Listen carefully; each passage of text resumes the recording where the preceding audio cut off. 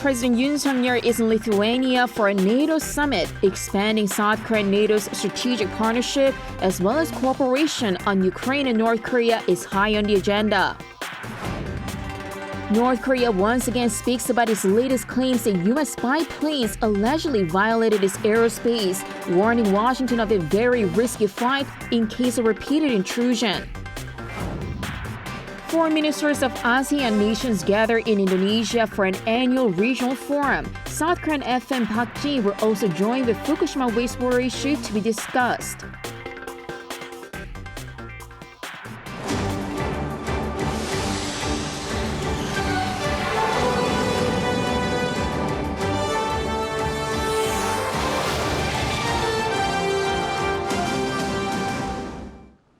Good afternoon. We start in Lithuania, where President Yoon Suk-yeol has arrived for a NATO summit.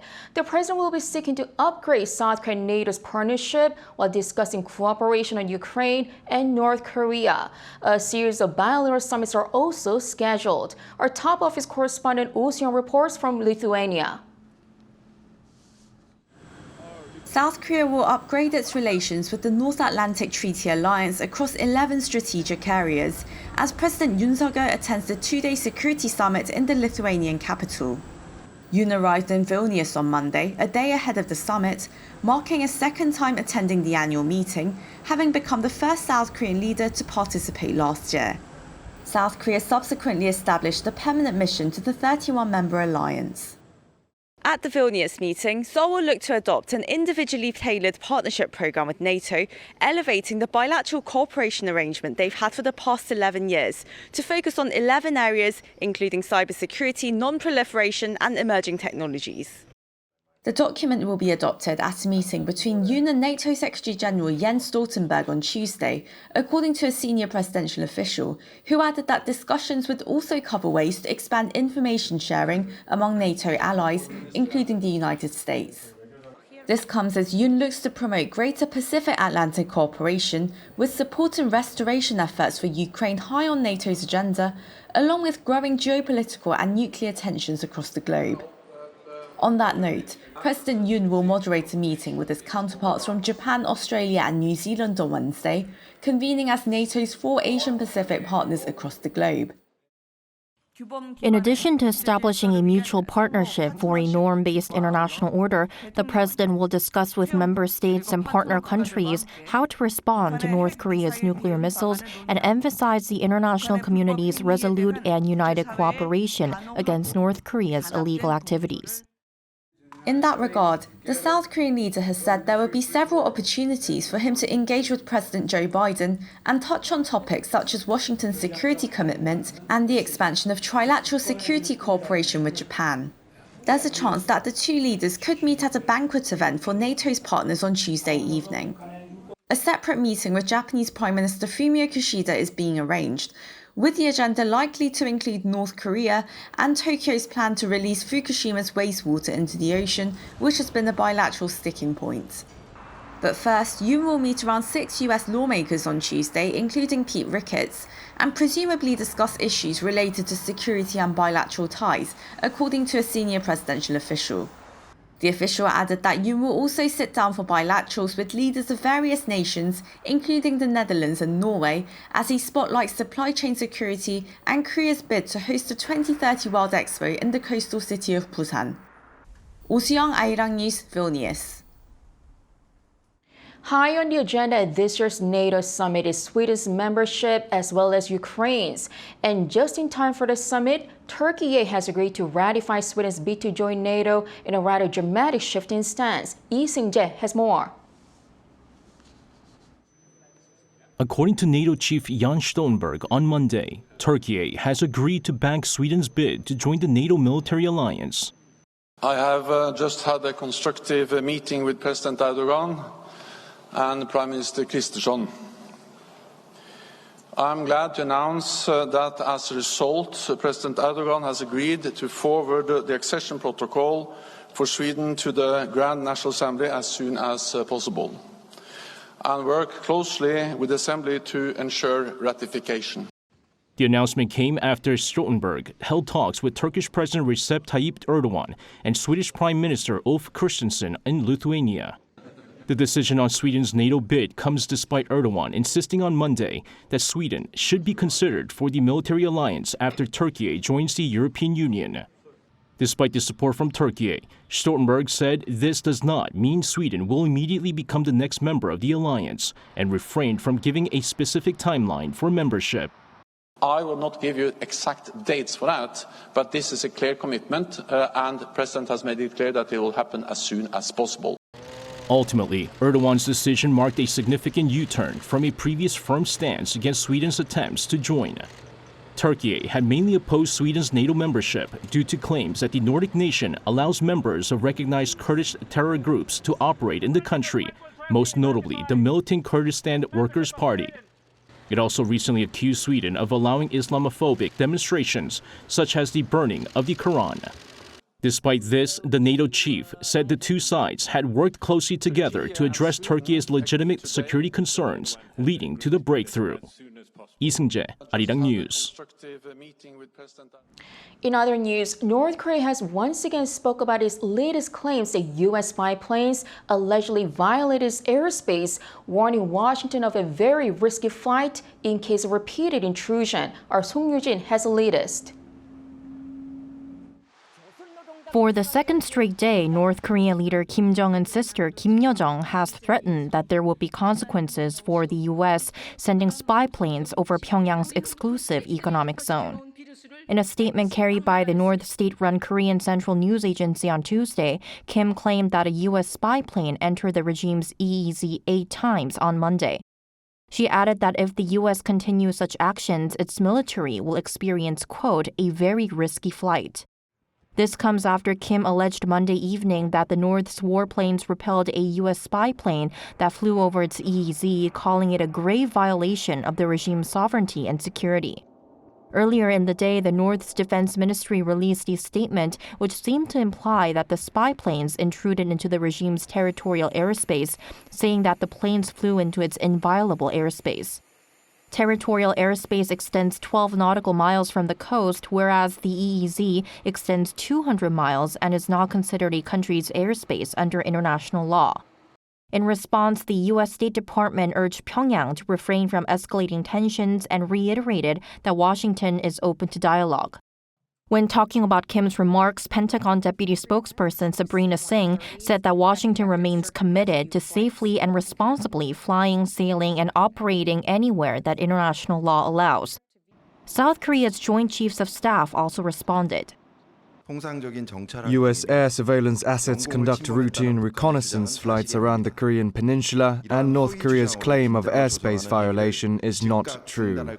We strongly urge the North to immediately stop creating tension with these false claims.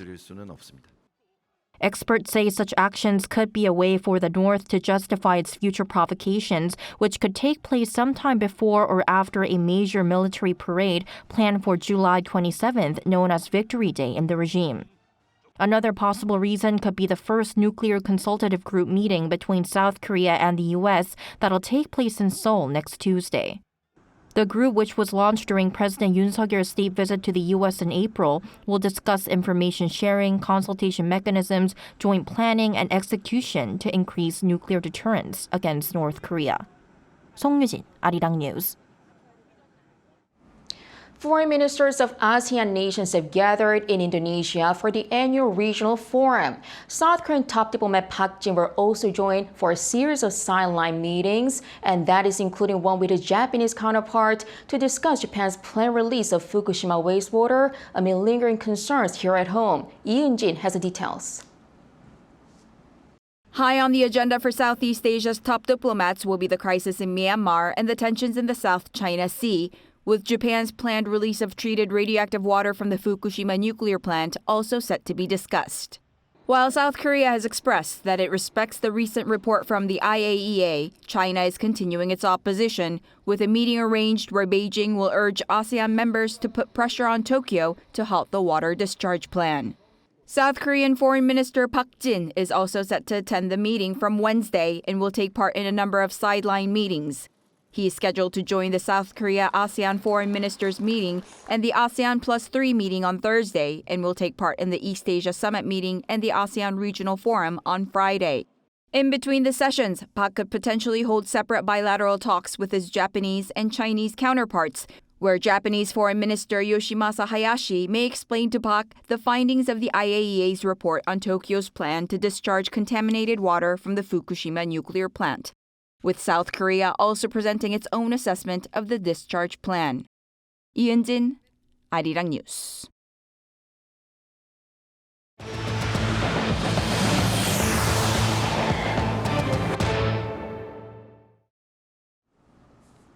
The South Korean government has passed revisions to the Broadcasting Act that separates the collection of TV license fees for state broadcasters from electricity bills. The revisions were passed at a cabinet meeting on Tuesday after they were approved by the nation's broadcasting watchdog, the Korea Communications Commission, last week. With the revisions, the mandatory fee of 2,500 Korean won, or roughly $2 per month, will not be collected automatically through electricity bills. The license fee collected is distributed mainly to KBS, the nation's main public broadcaster, with a small portion going to the Educational Broadcasting System, or EBS. President Yoon Suk-yeol is expected to put the law into effect immediately by signing it electronically, as he's currently overseas, and the government is finalizing a new collection system to start as soon as possible. South Korea saw a decline in exports in the first 10 days of July due to falling shipments of chips as well as lower exports to China. According to the Korea Customs Service on Tuesday, the value of exports dropped 14.8% compared to a year ago to $13.2 billion. Shipments of semiconductors, a nation's key export item, fell nearly 37% on year. By destination, exports to China tumbled 20.6% from a year earlier. So far this year, South Korea has recorded a trade deficit of $28.7 billion. South Korea's fiction-related web content industry has secured an export deal with a number of Europe-based companies worth some $5.3 million. According to the Korea Creative Content Agency, 15 domestic firms participated in the 2023 K-Story Comics in Europe in Paris last week. The event aims to promote South Korean web-based content, including businesses that create web novels, web comics, and games. During the 4-day event, over 300 businesses counseling sessions took place, and contracts to export web-based content to firms in European countries, including France and Spain. The KOCA plans to organize the same event in North America and Germany later this year. South Korea is ready to share its advanced rice production technology through the so-called K-Ricebelt project. Our Lee Soo-jin went out to find out how this project will help African nations to achieve rice self-sufficiency. South Korea is accelerating efforts to expand its K-Ricebelt project. The nation signed MOUs on Monday with 8 African countries to establish rice cultivation facilities and provide the necessary infrastructure to meet growing demand on the continent. The K-Ricebelt project seeks to produce 10,000 tons of rice seeds each year starting in 2027 in the 8 African nations.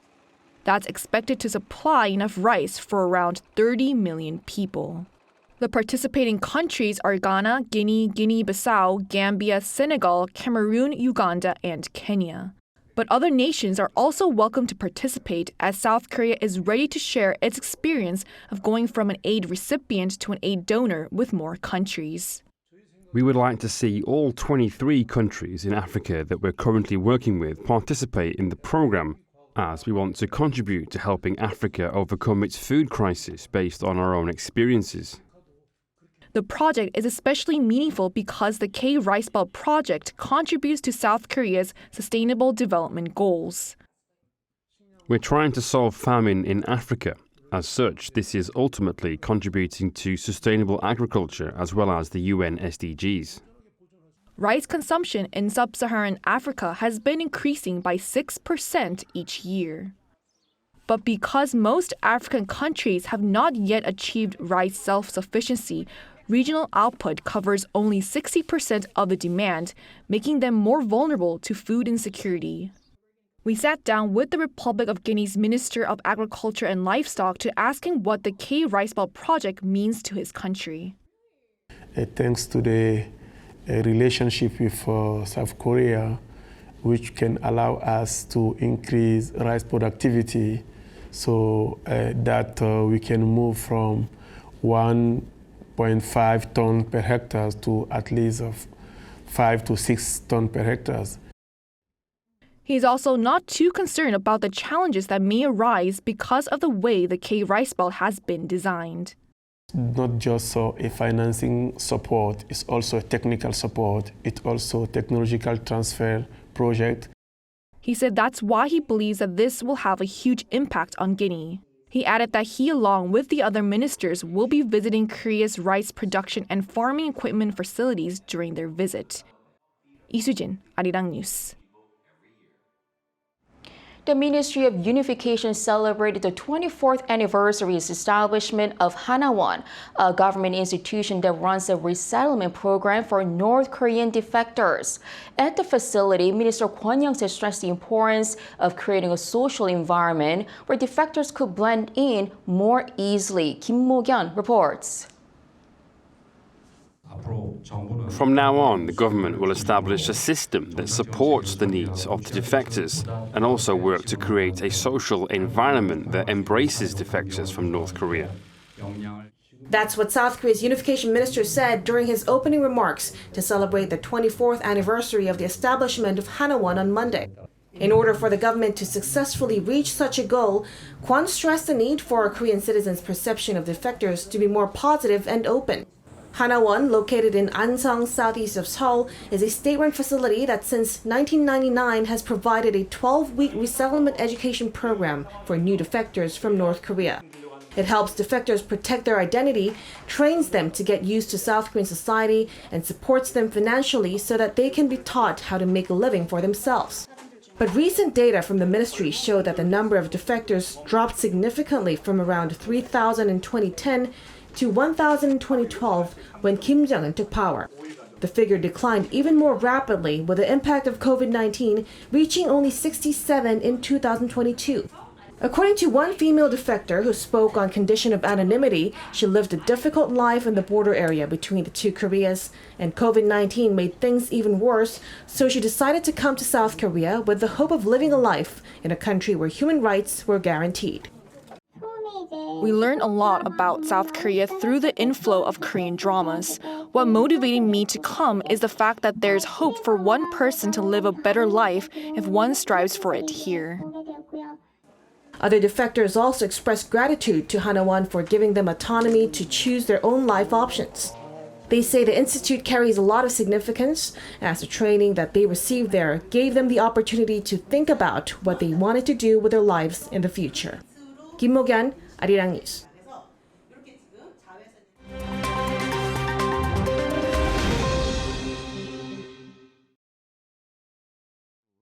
Let's take a look at what's going on in the world now.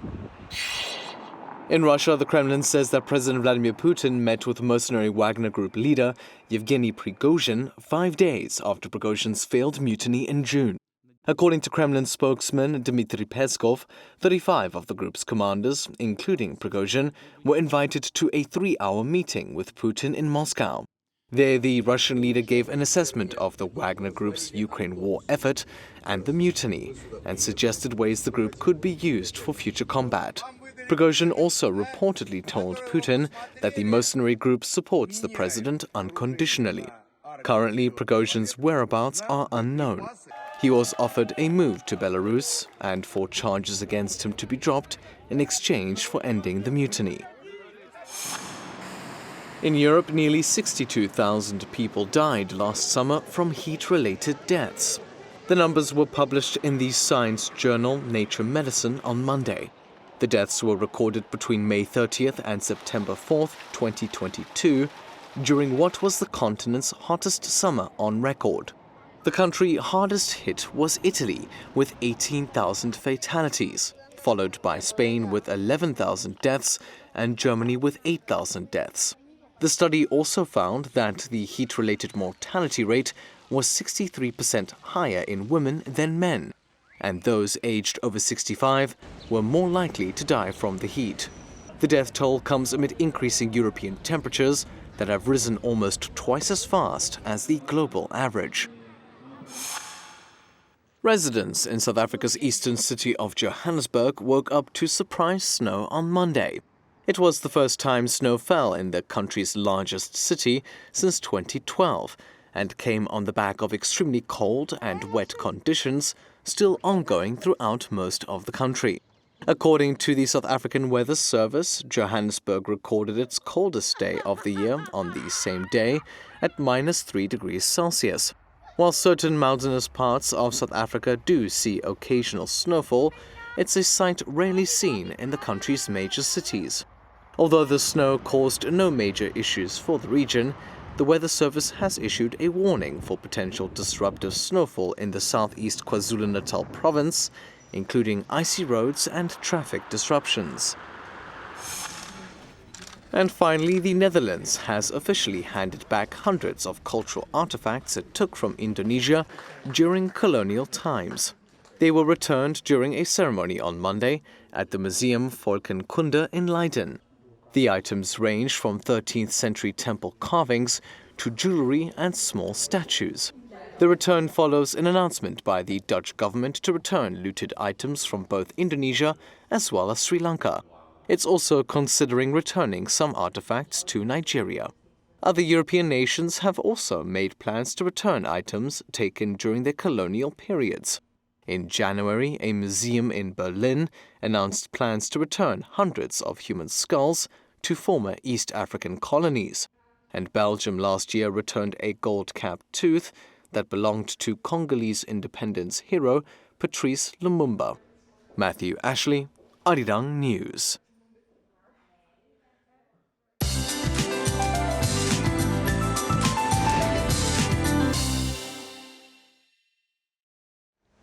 Good afternoon. The rainy season is in full swing, and until tomorrow, Chungcheongdo and Jeollado provinces could see up to 150 millimeters. Central regions could receive more than 120 millimeters. Rain will pick up in the afternoon, accompanied by strong gusts of wind. And when it starts to rain, it could pour down 30 to 60 millimeters an hour, so please stay alert and safe. Such conditions mean landslides are a possibility. Along with showers, heat relief is expected today, but heat advisories remain in place for most of the southern provinces. Now, Jeju Island saw a record high of 37.3 degrees yesterday, the fourth highest temperatures recorded since 1923. But there is a slight relief this afternoon. It's Chobok today, the beginning of some of the most sizzling days of the year in Korea, and we need to brace for sweltering heat day and night for about a month now. Expect to see rain for the rest of the week, featuring an abundance of humidity. That's Korea for you, and here's a look at the international weather conditions.